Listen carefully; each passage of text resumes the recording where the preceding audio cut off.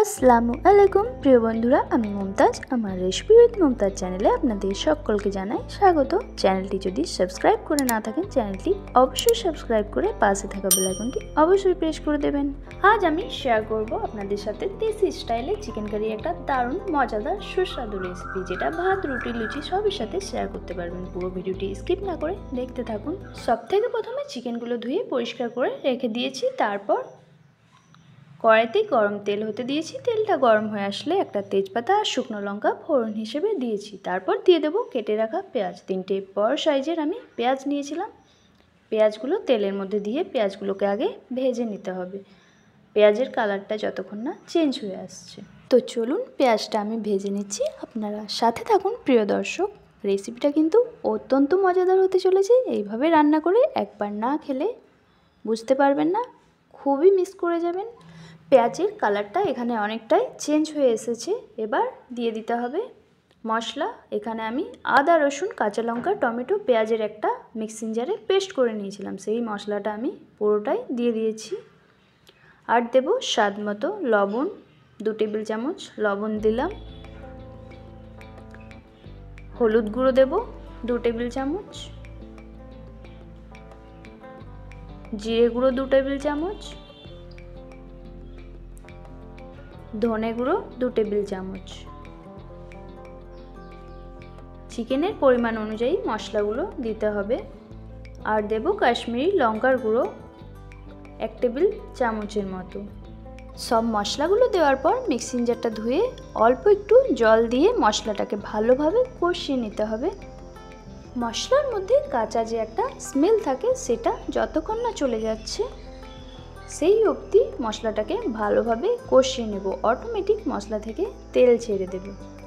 গ্যাসের ফ্লেমটা হাই রেখেই মশলাটাকে আমি ভালোভাবে কষিয়ে নেব, মিনিমাম 7 থেকে 8 মিনিটের মতো।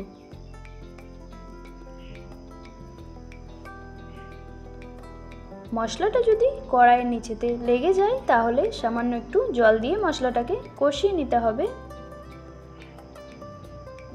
ভালোভাবে মশলাটা কষানো হয়ে গেছে, তেল ছেড়ে দিয়েছে। এবার দিয়ে দেব ধুয়ে রাখা চিকেনগুলো।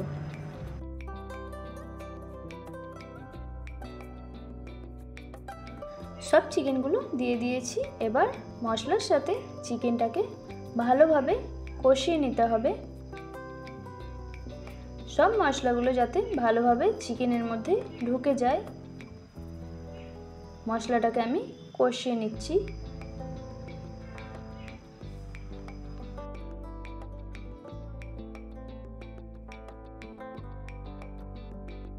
চিকেনটা কষানোর সময় কড়াইয়ের নিচেতে যদি লেগে যায় চিকেনটা, তাহলে সামান্য পরিমাণ জল দিয়ে আমরা চিকেনটাকে ভালোভাবে কষিয়ে নেব।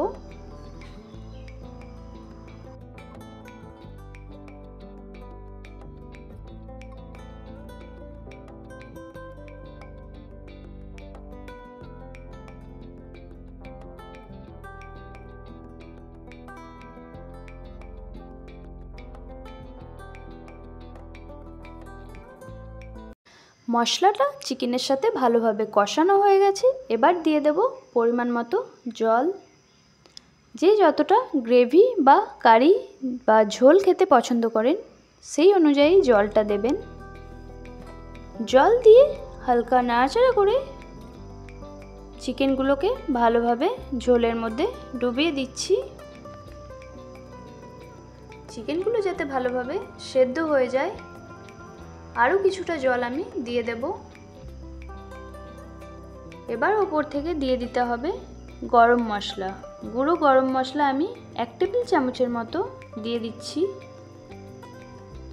দিয়ে হালকা নাড়াচাড়া করে নিয়ে ঝোলটা ফুটে আসলে চিকেনটাকে ঢেকে দেব, যাতে ভালোভাবে সেদ্ধ হয়ে যায়।